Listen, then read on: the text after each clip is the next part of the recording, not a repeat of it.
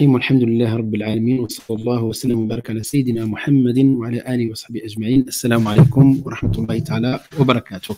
De l'évolution du fiqh ou l'historique ou l'histoire du fiqh, c'est un module qui est très important. On a commencé à parler de ça. Donc, il y a quelques semaines en arrière. Ensuite, on a repris la semaine dernière. Et aujourd'hui, on va essayer de finir tout ça. Donc, j'ai préparé cette semaine le cours qu'il faut, Inch'Allah, ce qu'il faut retenir. Il y a beaucoup de choses que je vais dire oralement, d'autres qui sont écrites. Donc, j'ai essayé de mettre le maximum.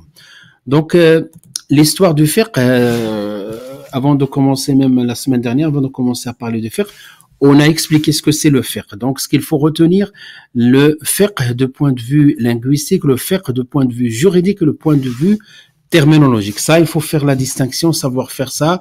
Donc, c'est peut-être les questions que je pourrais poser, l'objet, etc. Donc, ce schéma-là doit être très, très, très clair. Voilà, donc ça, c'est par rapport à ce qu'on a vu la dernière fois. Ensuite, voilà, donc les périodes. Donc là, j'ai mis un peu de couleur pour que ça soit plus distingué. Voilà, j'ai la possibilité de répondre sur OK pour le son. Oui, très bien.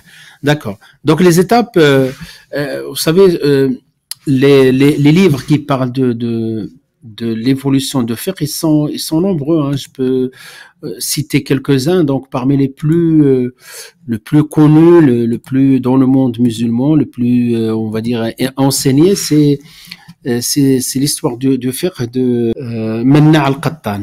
Voilà, Manna' al-Qattan. Et cette histoire de fiqh de Manna' al-Qattan, il est enseigné, donc il est bien détaillé. Lui aussi, il subdivise les périodes de fiqh en plusieurs périodes. Et donc d'autres, moi premièrement pour des raisons de simplification, j'ai suivi la méthode de ceux qui parlent de 4 étapes.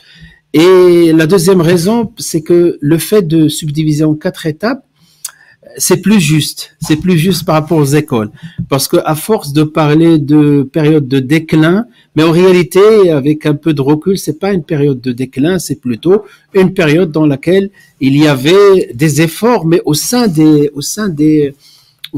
écoles.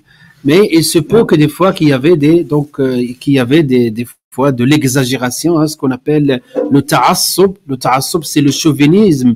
On traduit comme ça le chauvinisme. Et donc le ta'assub, c'est quoi? C'est dans tous les domaines. On trouve aujourd'hui, il y a des gens qui sont dans le ta'assub par rapport à leur parti, par rapport à leur patrie, par rapport à leur tribu, etc. Donc l'asabiyya, le prophète sallallahu alayhi wa sallam l'appelait l'asabiyya al-qabaliyya, c'est-à-dire ce chauvinisme par rapport au très bien, on trouve aussi dans le foot, dans les clubs, dans tout ça, c'est mauvais. Donc ce ta'assub, il est mauvais, donc l'islam il l'a condamné, et cette maladie va être dans le fiqh quelque part. Et donc c'est pour cela, il y en a dans cette troisième partie qui subdivise cette troisième partie en on va dire au moins deux, 3 parties. Et s'ils vont parler de ta'assub, de chauvinisme et le déclin du fiqh, mais en réalité non. Quand on regarde toutes les étapes de fiqh, les fuqaha, ils étaient toujours là, ils ont toujours fait leur travail, et d'une manière générale, certes, il peut y avoir des fois quelques recul, des fois on n'est pas été comme la première période. C'est la raison pour laquelle je vous le dis, je le répète, et je peux vous poser cette question-là aussi. C'est pour cela que j'ai choisi cette subdivision de 4 étapes. 4 étapes, c'est plus juste, me paraît-il. Allahu a'lam. Première étape, c'est la période prophétique. La deuxième étape, donc celle qui a précédé les écoles. Et troisième étape, c'est les écoles. Et les écoles, donc, ils vont prendre, donc, dans l'histoire, c'est depuis à peu près 12 siècles. Pourquoi? Parce que si on regarde, je vous montre ça rapidement par rapport aux écoles, je ne sais pas si j'ai ramené ça dans le cours, c'est que l'évolution des écoles prend beaucoup de temps.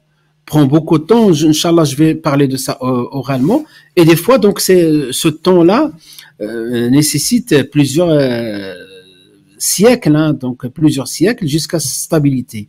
Et l'ère actuelle, donc, il se distingue par un certain nombre de choses. Donc aujourd'hui, un petit résumé et on passe, Inch'Allah, à la suite. Très rapidement, on va finir ce cours-là. Je vous ai envoyé le cours format PDF. Si vous voulez que je vous l'imprime, je peux vous l'imprimer, Inch'Allah, maintenant. Si on a le temps de prendre une petite pause. Voilà. Si vous voulez que je vous imprime la version papier, faites-moi signe. Donc, 4 étapes, j'ai distingué même dans le cours. Donc, pour distinguer les étapes, j'ai refait le cours hier. Donc, voilà. Première étape, celle du prophète sallallahu alayhi wa sallam. N'oubliez pas que je vous ai dit, ici, qu'est-ce que le fiqh? Faut être capable de distinguer la définition de fiqh de point de vue linguistique, de point de vue juridique et de point de vue terminologique. Ça veut dire, si vous n'avez pas compris ça, n'hésitez pas à me reposer la question. Donc ça, c'est parmi les choses. Ensuite, on a parlé des introductions, les étapes. Première étape, celle la période prophétique. Je vous ai résumé tout ça dans une seule page. Et en même temps, le fascicule que je vous ai donné au début, j'ai pour complément d'information, voir page de 6 à 12 fascicules, histoire de l'évolution. Ça, c'est ce que vous avez avant. Donc, si vous voulez, ce fascicule, on ne prend pas entièrement. C'est pour cela, ce fascicule, donc il y a certaines choses que je vous le donne comme annexe, mais je vous indique à chaque fois les pages qu'il faut lire. D'accord? Inch'Allah. Voilà, donc la période prophétique, c'est période mécoise, période médinoise. Période mécoise, ce sont les fondements de la religion. Quels sont les fondements de la religion? 3 choses. La aqidah, les fondements de la aqidah et la aqidah. Deuxièmement, les fondements de prescriptions juridiques. C'est-à-dire, par exemple, il y avait certaines interdictions comme la consommation de al-mayta, la consommation de tout ce qui est issu de sacrifices pour le shirk, etc. C'était des fondements, comme aussi l'honnêteté, la droiture, etc. Il y avait ces obligations, mais les grands fondements. Et parmi les fondements aussi, on parle de vertu, de sabr surtout, la persévérance, la confiance en Allah, la certitude. Tout ça, c'était la période mécoise et ces enseignements vont continuer bien sûr après cette période-là. Ensuite, c'est la deuxième période qui est la période médinoise qu'on va continuer par rapport à ce qu'on a dit ici, et on va trouver aussi ce qu'on appelle les prescriptions juridiques détaillées. Donc la prescription juridique par rapport aux jeûnes, par rapport aux détails de zakat et tout ça, on les trouve pas avant le mariage, certaines choses par rapport au mariage, divorce, etc. Les sources, souvent quand on parle par des périodes, les sources c'était le Coran et la Sunna. Est-ce qu'il y avait l'ijtihad, etc. Oui, il y avait l'ijtihad. Mais quand le prophète sallallahu alayhi wa sallam a instauré, c'est ce qu'on va voir ici, il a instauré l'ijtihad. Mais pourquoi on va pas dire Coran, Sunna, ijtihad ou ijma? Parce que quand le prophète sallallahu alayhi wa sallam valide quelque chose, c'est la Sunna. Voilà, donc c'est pour cela le Coran ou la Sunna. Et cette période, elle est exclusivement la période de tashri', de la législation. Tout le reste, c'est la période de l'ijtihad. Voilà, la législation, c'était que pendant cette période prophétique. Voilà, les jalons de cette période-là. Voilà, donc la législation ne concerne pas que cette période. Donc voilà, la législation. Quand je parle de la législation, tashri'. Après, quand un savant fait l'ijtihad? Quand il fait l'ijtihad, il utilise le Coran ou la Sunna. S'il trouve rien directement, qu'est-ce qu'il utilise? Il utilise l'esprit de le Coran et la Sunna.